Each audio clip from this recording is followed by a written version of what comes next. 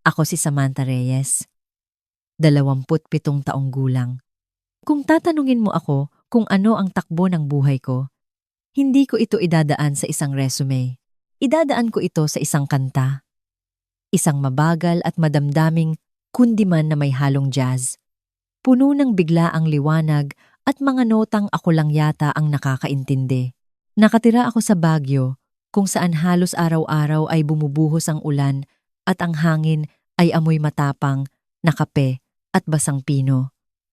Isang one-bedroom apartment sa itaas ng isang lumang bookstore sa Session Road, isang gitara na nakasandal sa dingding at mga papel na puno ng kanta na nakakalat sa mesa.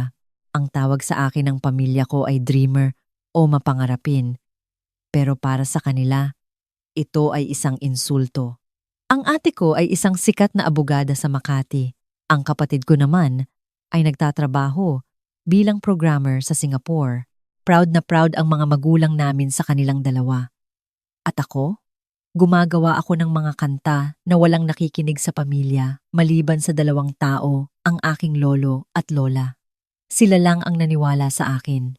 Lumaki ako sa maulap na bahagi ng Baguio, sa isang simpleng bahay na may 2 palapag, pinturang unti-unting nababakbak at hagdanang tumutunog kapag tinatapakan. Ang likod bahay namin ay puno ng mga tanim na sayote at strawberry.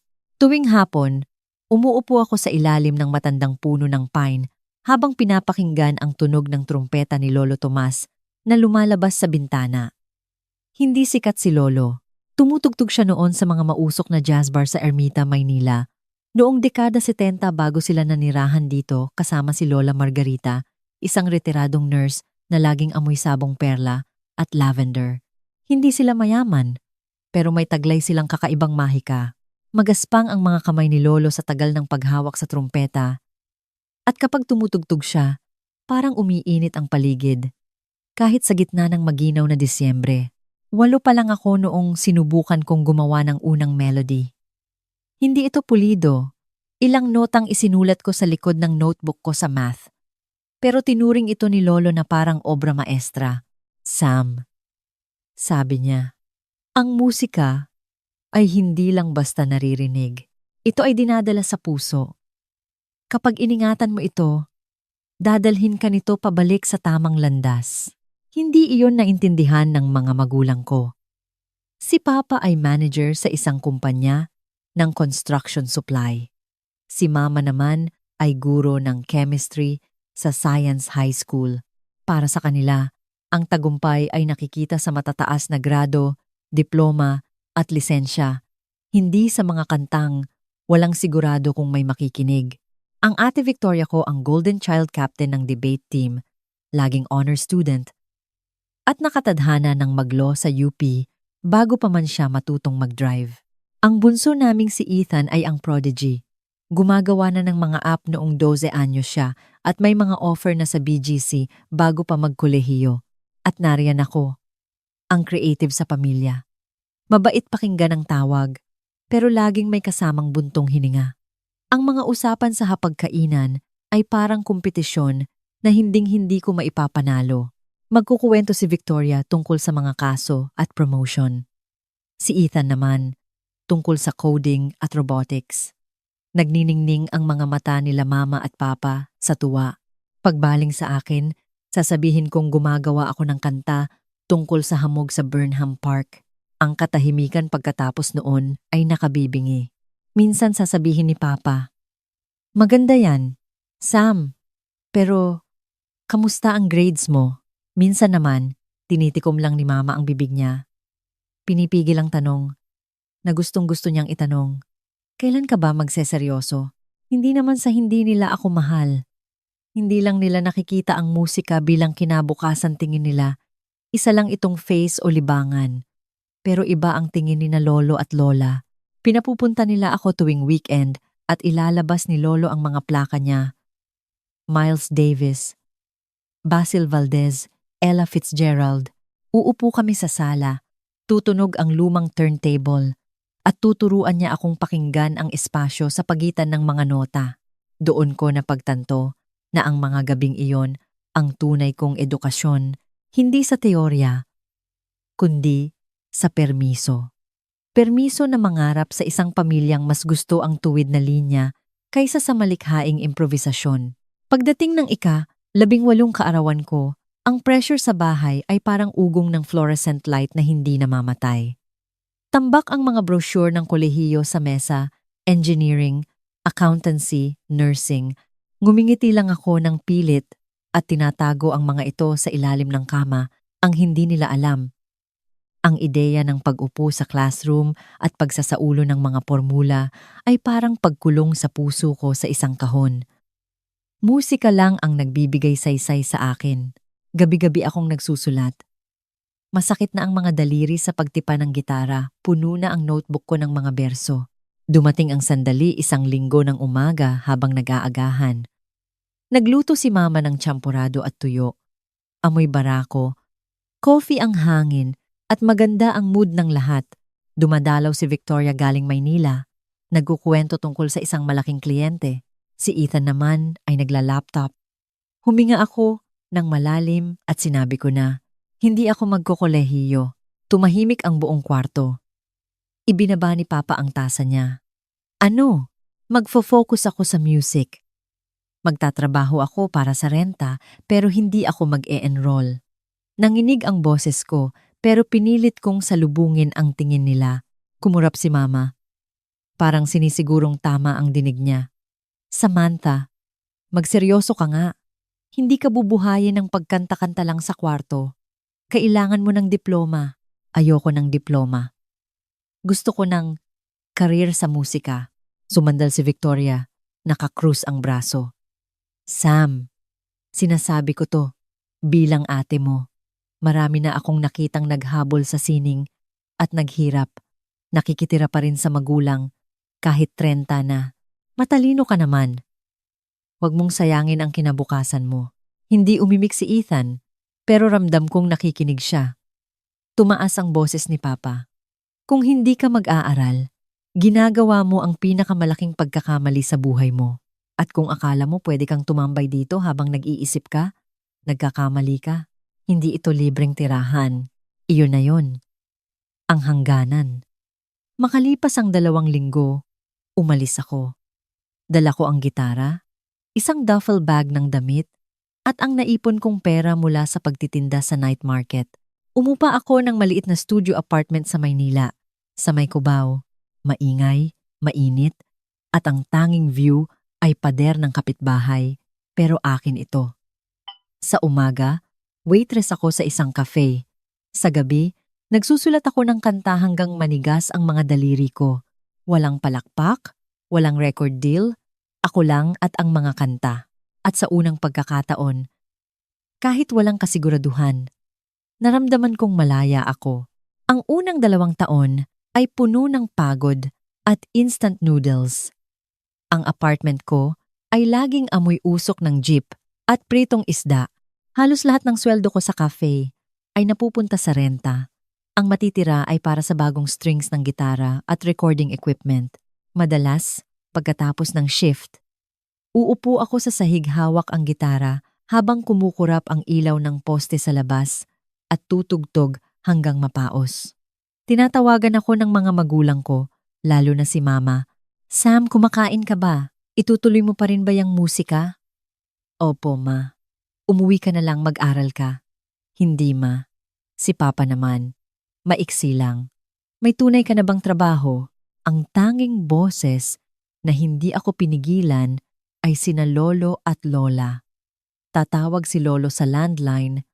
Garalgal ang boses. Nasa tamang daan ka. Sam, ang mga daang ganyan, hindi sementado, pero diyan ang patungo sa magandang tanawin. Nagpapadala si Lola ng care package, kape, otap, minsan may nakaipit na 500 sa loob ng libro. Isang malamig na gabi ng Enero, nagbago ang lahat. Pauwi ako galing trabaho nang mag-vibrate ang phone ko. Si Lola, nanginginig ang boses niya. Sam, ang lolo mo, inatake sa puso. Papunta kami sa PGH. Hindi ko na nailak ang pinto. Tumakbo ako papuntang sakayan ng bus. Kumakalabog ang dibdib ko. Pagdating ko sa ospital, nakaupo si Lola mag-isa sa waiting area. Pula ang mga mata. Ang sabi ng doktor ay maiksi at walang awa. Wala na siya. Maliit lang ang libing. Tumugtog ako ng simpleng himno sa gitara pero nanginginig ang kamay ko.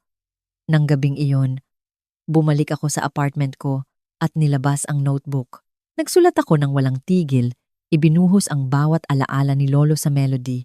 Ang tunog ng trumpeta niya tuwing umuulan, ang amoy ng pumada niya, ang init ng tawa niya. Pinamagatan ko itong trumpeta sa ulan. Inupload ko ang recording online, walang inaasahan. 1 linggo ang lumipas, sumabog ang inbox ko. Gustong makipag-collab ng mga musikero.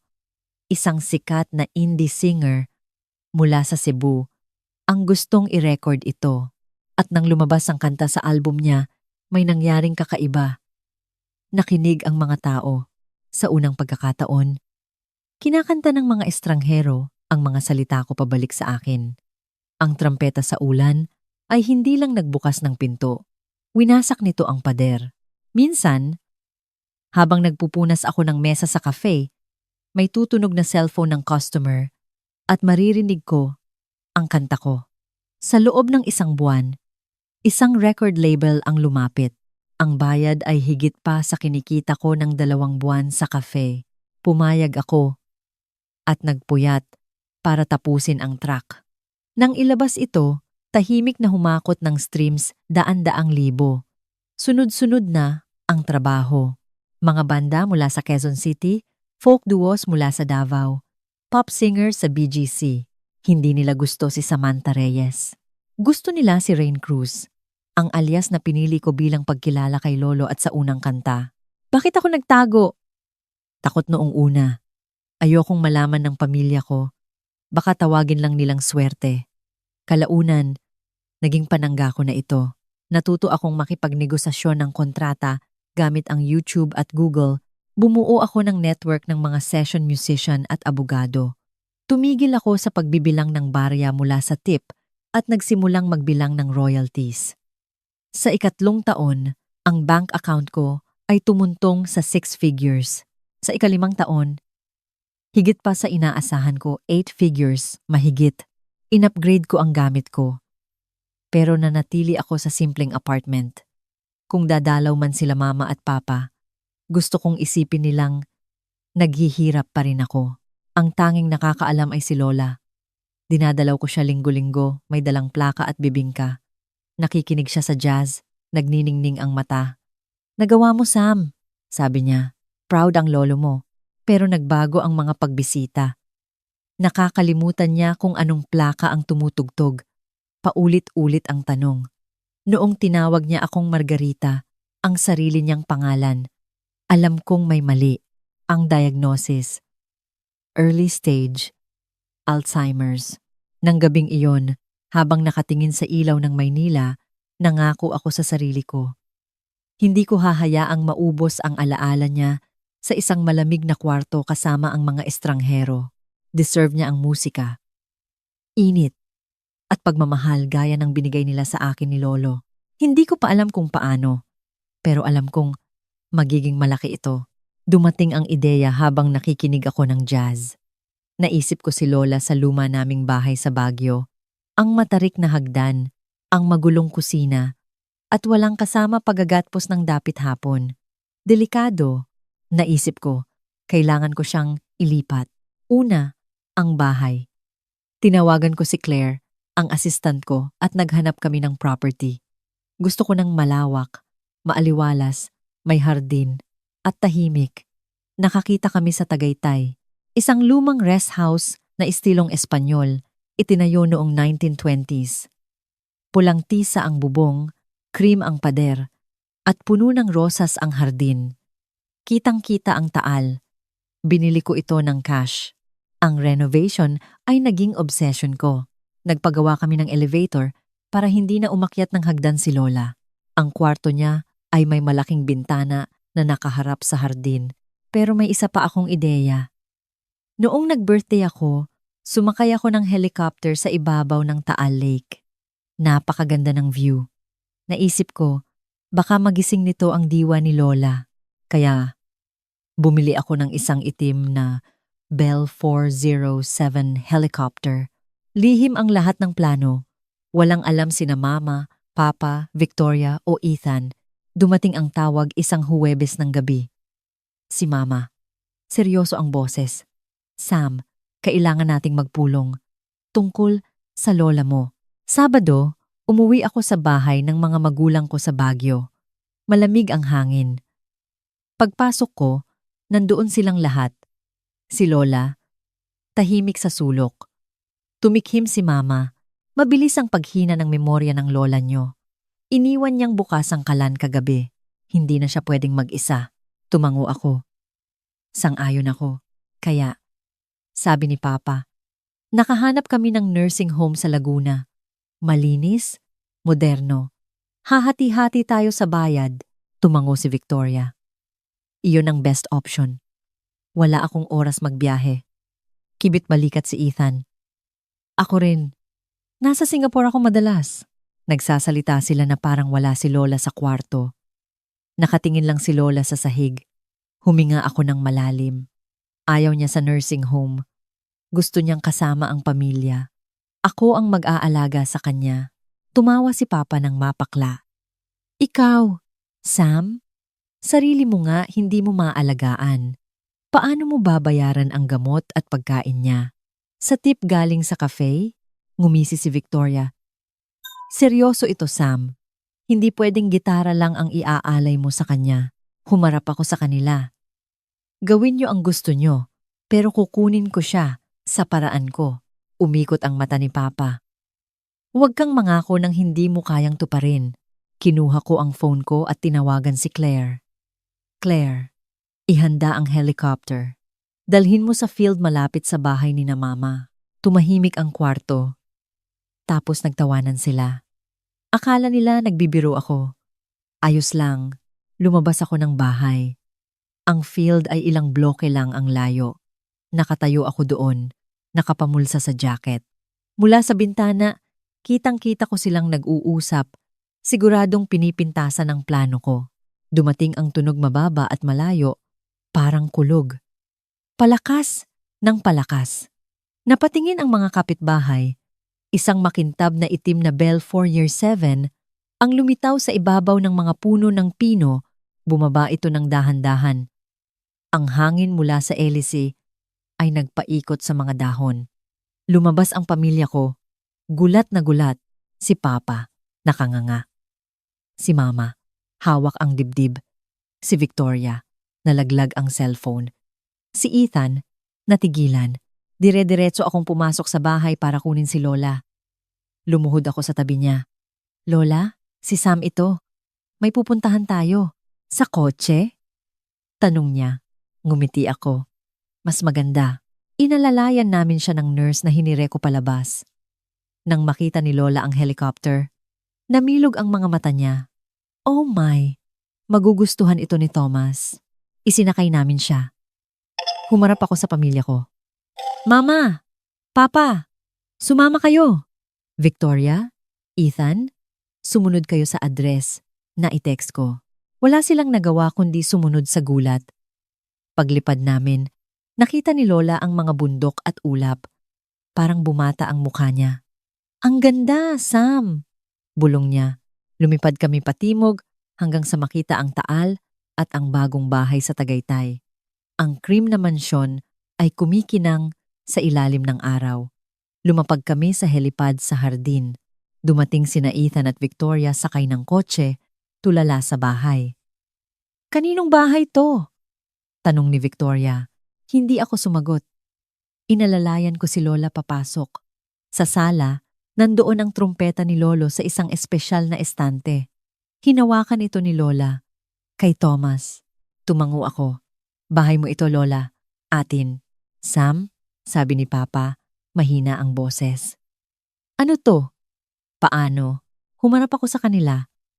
Sa nakalipas na 6 na taon, nagsusulat ako ng kanta bilang si Rain Cruz. Trumpeta, sa ulan akin yon.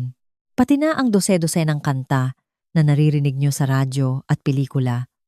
Kumita ako ng milyon-milyon sa royalties.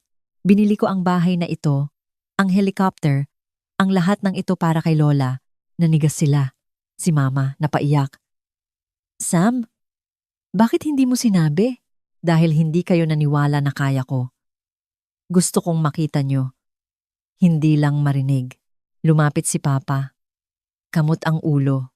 Nagkamali ako. Sa lahat, si Victoria. Walang masabi. Ikaw ang sumulat ng trumpeta sa ulan. Sam, ang ganda ng kantang yon. Si Ethan, naluha.